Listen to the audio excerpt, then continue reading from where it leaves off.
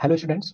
चलिए इस वीडियो में देखते हैं एएटी की प्रिपरेशन के बारे में। एएटी मतलब अशोका एप्टीट्यूड टेस्ट। बहुत ही जल्द इसका एग्जाम आप लोग फेस करने वाले हैं, तो चलिए देखते हैं क्विकली बेसिकली इसमें क्या क्या हमें देखना होता है।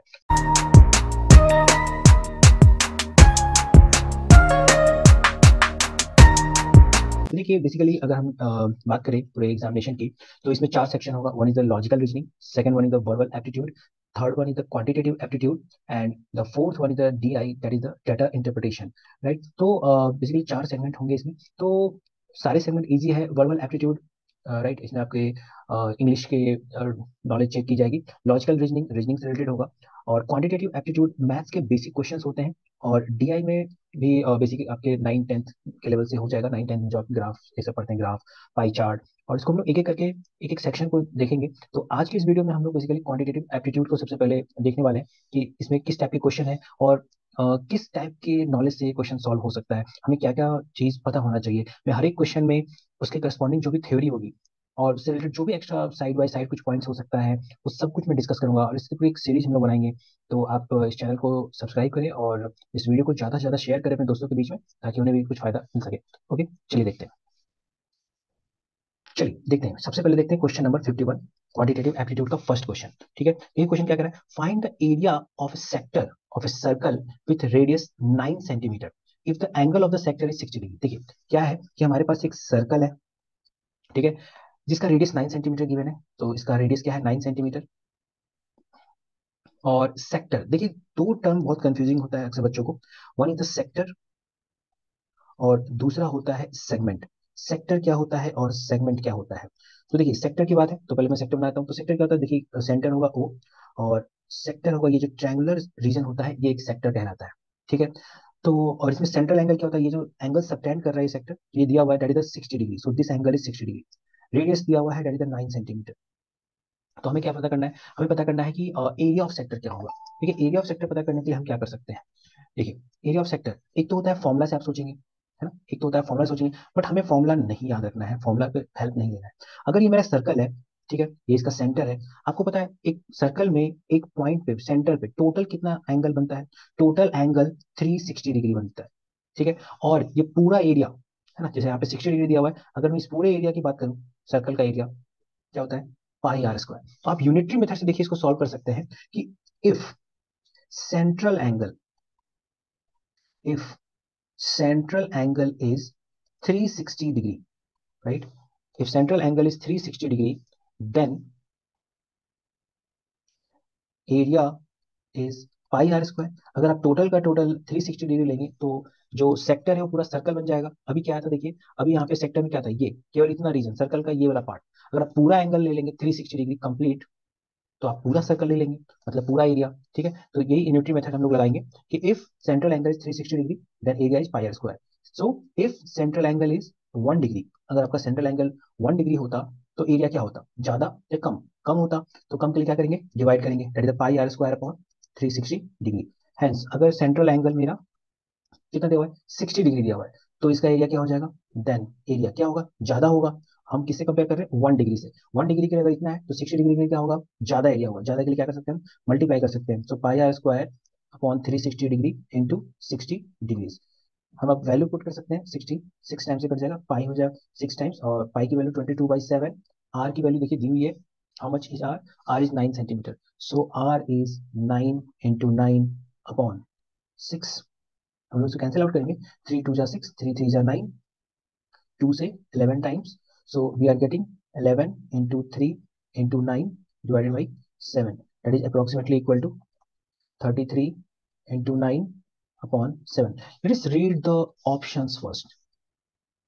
How it is written?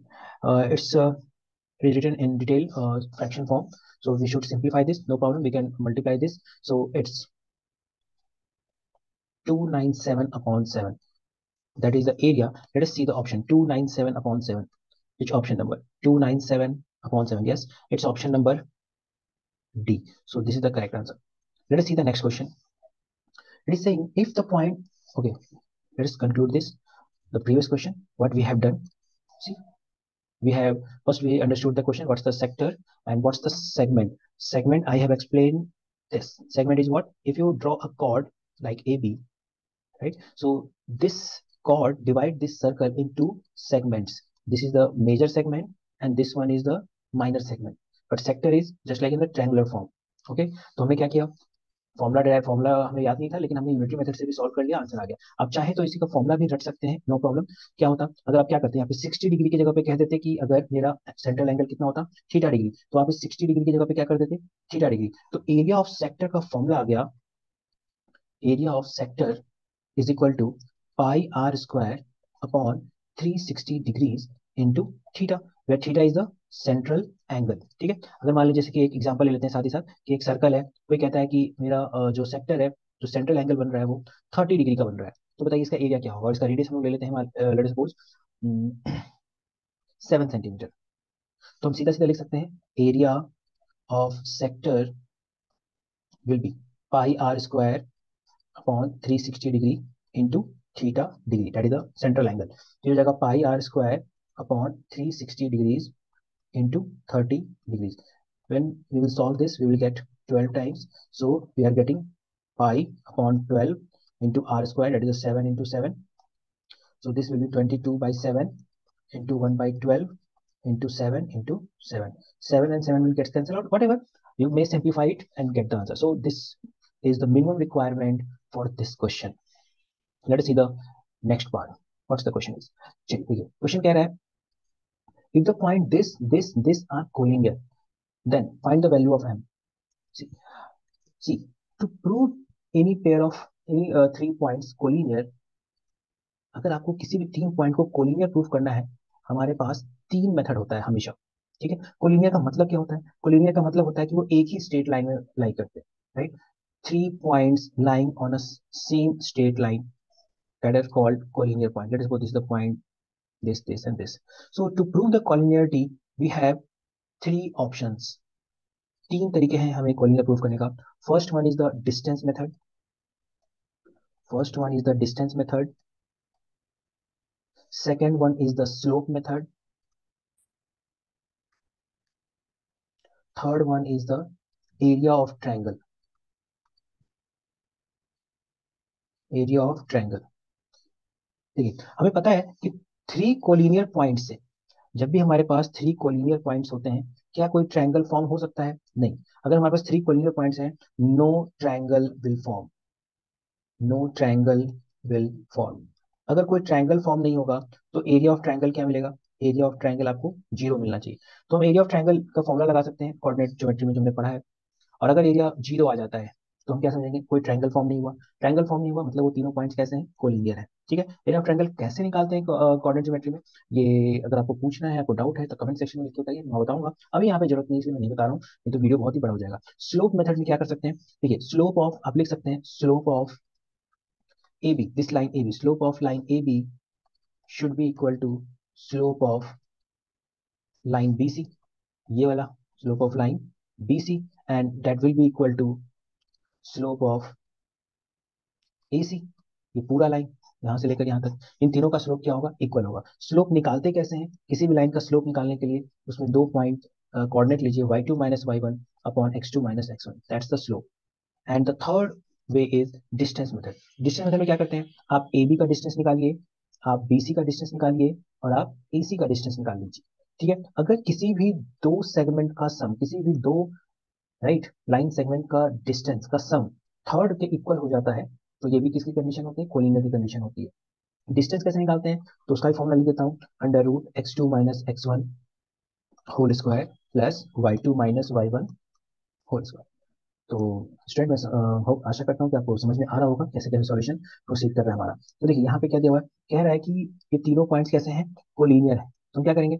Slope मान लेते हैं, ये पॉइंट ए है, ये पॉइंट बी है, ये पॉइंट सी है, तो हम क्या लिख देते हैं यहाँ पे कि slope of A B should be equal to slope of B C. हमारा इक्वेशन यही से बन जाएगा, सॉल्व हो जाएगा। स्लोप कैसे होगा? y2 minus y1 that is the m minus 4 upon 5 minus 3 should be equal to slope of bc that is the minus 4 minus m should be equal to 7 minus 5। इसी equation को solve करना है, चलिए solve करके देखते हैं। तो m minus 4 will be m minus 4 upon 2 is equal to, यहाँ से अगर हम लोग माइनस कॉमन ले लें तो यहाँ से हो जाएगा 4 plus m upon 7 minus 5 that is 2। ठीक है, ये 2 और 2 कैंसिल आउट हो जाएगा, तो यहाँ से बचेगा m-4, और हम लोग ये भी कर सकते हैं, उस माइनस को यहाँ पे एडजस्ट कर सकते हैं, यहाँ पे लिख देंगे 4 minus M is equal to 4 plus M.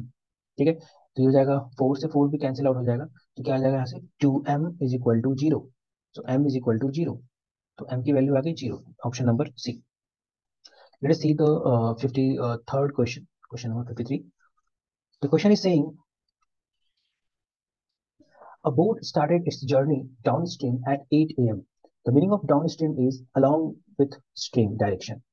Along the direction of the stream, that is called downstream at 8 a.m. So downstream started at 8 a.m. It reached a point at 1 p.m. which is 25 kilometers away from the starting point. So at 1 p.m. ठीक है, इसका मतलब time duration कितना हो गया, time हो गया हमारे पास 5 आवर्स, राइट। 5 आवर्स में वो 25 किलोमीटर का डिस्टेंस ट्रेवल कर पाया है, right, from the starting point. While for covering the same distance upstream, अगर हम अपस्ट्रीम की बात करें,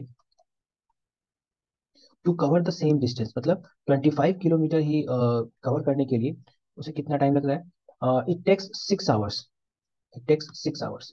what is the speed of the boat in still water, तो हमें ये पता करना है कि स्टिल वाटर में बोट की स्पीड क्या है। तो no problem, let speed of boat in still water is equal to x kilometre per hour. हमें ये भी मानना पड़ेगा, let speed of stream is y kilometer per hour. So let us make the equation. So to cover the distance of 25 kilometer in downstream, so 25 kilometer and downstream will be x plus y kilometer per hour. That should be equal to 5 hours. That is the first equation. And if we write the equation for upstream, so for 25 kilometer we have x minus y kilometre per hour is equal to 6 hours. ठीक है, तो यहाँ से हम लोग calculate करेंगे अगर equations को।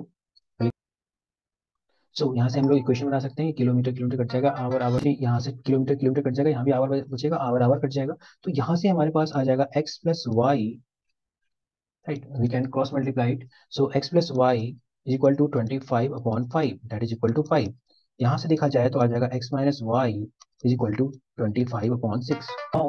देखिए हम लोग के पास दो इक्वेशन आ चुका है, x plus Y is equal to 5, और हमारे पास आ चुका है x minus Y is equal to 25/6। हमें क्या चाहिए, हमें चाहिए x की वैल्यू चाहिए, सिंपली हम दोनों इक्वेशन को ऐड कर देंगे, y कट जाएगा, so 2x is equal to 5 plus 25/6। अगर आप चाहें तो इसको लाइक फ्रैक्शन बना सकते हैं, इंटू सिक्स, तो ये हो जाएगा 2x is equal to 30/6 plus 25/6, so ये हो जाएगा 2x इज इक्वल टू 55/6, तो x की वैल्यू हो जाएगी 55/12। देखिए ये ऑप्शन में है या नहीं, 55/12, let us check it. 55/12, we have to approximate, find the approximate decimal value, so it will be 4 times, it will be approximately 4.58, right? So let's देखते हैं इसका आंसर क्या है, 4.58 at the option number D, we have option number D also। चलिए तो देखते हैं question number 54। Question number 54 क्या है, the probability of an event that is certain is to happen, the probability of an event that is certain to happen is 1, and such an event is called, that's the sure event।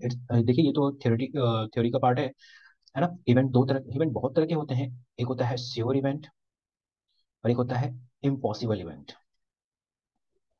और क्या क्या categorisation हो सकता है जो आपको पता होना चाहिए। इवेंट के और टाइप्स होते हैं, mutually exclusive,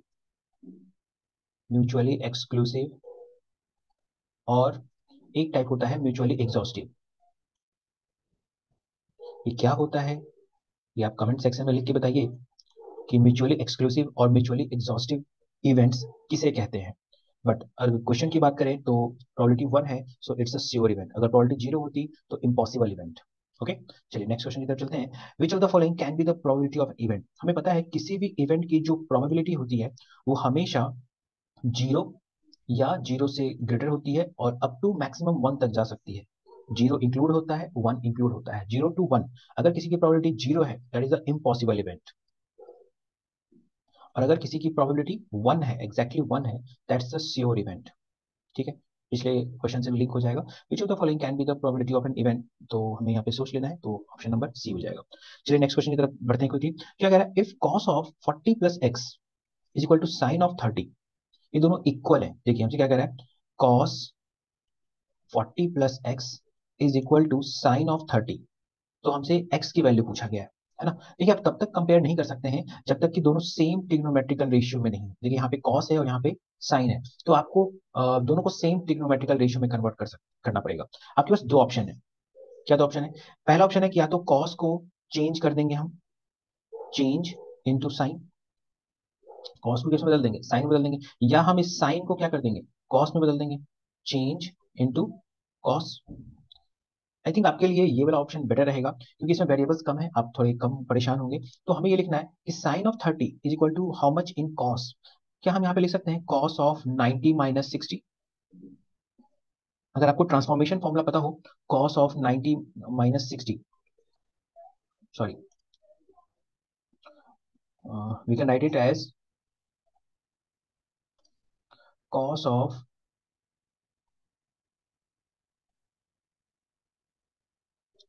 90 minus 30। If we transform this cos of 90 minus 30, it will result in sin 30। कैसे? चलिए मैं आपको व्हाइट बोर्ड पे समझा देता हूँ। देखिए बेसिकली ट्रांसफॉर्मेशन में हमारे पास दो टाइप के कैटेगराइजेशन होते हैं। जो भी आप यहाँ पे ट्रांसफॉर्मेशन करते हैं, जो भी हमें यहाँ पे ट्रांसफॉर्मेशन करना होता है, बेसिकली ये ट्रिग्नोमेट्री चैप्टर से लिंक है, 10th से भी लिंक है और 11th में भी था। राइट, 10th में बेसिक चीजें थी, 11th में थोड़ा सा उसका एक्सटेंशन था। 10th में आपने केवल इतना पढ़ा है, sine of 90 minus theta is equal to cos theta. Right, cos of 90 minus theta is equal to sine theta, and tan of 90 minus theta is equal to cot theta. ये सब चीजें आपने 10th में पढ़ी है। 11th में इसी का एक्सटेंशन हो जाता है जिसमें कि आपको कई सारे टर्म्स मिल सकते हैं। तो 11th का कंसेप्ट अगर हम रिवाइज करें, जो कि आपको आना चाहिए, तो 11th के कंसेप्ट, 11th में अगर हम ट्रांसफॉर्मेशन की बात करें तो यहाँ पे आपको क्वेश्चन दो फॉर्मेट में मिलेगा, दो टाइप के ट्रांसफॉर्मेशन मिलेंगे। पहला जिसमें कि क्या होगा, odd multiple of pi by two plus minus theta होगा, और दूसरा होगा even multiple of pi plus minus theta. For example अगर हम एग्जाम्पल की बात करें तो चलिए कुछ एग्जाम्पल देखते हैं। For example pi by two plus minus theta, angle इस फॉर्मेट में होगा। For example 3 pi by two plus minus theta. For example 5 pi by two plus minus theta. For example 7 pi by two plus minus theta. अगर आप दूसरी category की बात करें, इसके एग्जाम्पल कैसे हो सकते हैं, pi plus minus theta, 2 pi plus minus theta, simply multiple of pi, 3 pi plus minus theta, 4 pi plus minus theta. इस तरह से आपको मिलेगा। आप ये पूछ सकते हैं कि और multiple of pi by to तो मैंने यहाँ पे ले लिया, but even multiple of pi by to नहीं लिया। वो इसलिए क्योंकि जब भी आप even multiple of pi by to करेंगे, है ना, जब भी आप even multiple of pi by to करेंगे, फॉर एग्जाम्पल मैंने 4 से मल्टीप्लाई किया, ये फिर से क्या बन जाएगा, मल्टीपल ऑफ पाई ही बन जाएगा, और जो कि मैंने ऑलरेडी सेकंड केस में ले रखा है। ठीक है, तो हमारे पास इन्हीं दो टाइप के कैटेगराइजेशन होते हैं, या इन्हीं दोनों टाइप से आप उनको ट्रांसफॉर्म करेंगे। तो इसका रूल क्या कहता है, अगर इस टाइप के ट्रांसफॉर्मेशन है तो आपको क्या करना है, ट्रिग्नोमेट्रिकल रेशियो चेंज हो जाता है, change the trigonometrical ratio. How it will be change, sin theta will be changed in cos theta and vice versa, cos will be changed in sin, tan will be changed in cot and cot will be changed in sin, cosec will be changed in sec and sec will be changed in cosec। यहां तक अगर आपने कर लिया तो यहाँ पे आपका 99% काम कंप्लीट हो जाता है। 1% काम बचता है हमारा, वो बचता है check the sine, check the sine. चलिए क्विकली मैं आपको एक एग्जांपल लेके जाता हूँ। अगर कोई मुझसे पूछता है कि sine of, right, 3 pi by two minus theta क्या होगा। देखिए तो सबसे पहले आपने क्या देखा कि ये odd multiple of pi by to में चेंजिंग है, इट्स 3 पाई बाई टू, तो क्या करना है आपको, साइन चेंज हो जाएगा कॉस में, तो आप आंख बंद करके यहाँ लिख दीजिए कॉस, और ये थीटा, जो भी यहाँ पे थीटा है वही थीटा एग्जैक्टली यहाँ भी आएगा। इस थीटा पे एक रिस्ट्रिक्शन भी होता है, क्यों होता है ये आप बताइए। थीटा पे एक रिस्ट्रिक्शन होता है, theta must be an acute angle, theta must be an acute angle, but why, क्या आपको पता है, कमेंट सेक्शन में लिखिए कि थीटा एक्यूट एंगल क्यों होना चाहिए। ठीक है, अब उसके बाद देखते हैं 99% हमारा काम यहाँ पे हो चुका है। 1% काम आपको देखना है 3 पाई बाई 2 माइनस थीटा कहाँ होगा। देखिए 1 पाई by 2, 2 pi by 2 and 3 pi by 2। It's 3 pi by 2 minus theta. मैं कुछ सब्सट्रैक्ट कर रहा हूँ वापस, इसका मतलब मैं थर्ड क्वाड्रेंट में अप्लाई कर रहा हूँ। थर्ड क्वाड्रेंट में साइन क्या होता है, थर्ड क्वाड्रेंट में साइन देखिए नेगेटिव होता है। तो इस पूरे लेफ्ट हैंड साइड की जो वैल्यू है वो एक नेगेटिव नंबर है। लेफ्ट हैंड साइड में पूरा का पूरा एक नेगेटिव नंबर लिखा हुआ है। थर्ड क्वाड्रेंट में साइन नेगेटिव होता है, इसको याद करने के लिए एक फ्रेज भी है, all student takes coffee, right. A for all, first quadrant में देखिए ऑल ट्रिग्नोमेट्रिकल रेशियो पॉजिटिव होता है। Second student, S for sine, sine and its reciprocal, T for tan and its reciprocal, and C for cos and its reciprocal. तो left hand side में देखिए एक negative number लिखा हुआ है, but right hand side में तो अभी एक पॉजिटिव नंबर लिखा हुआ है।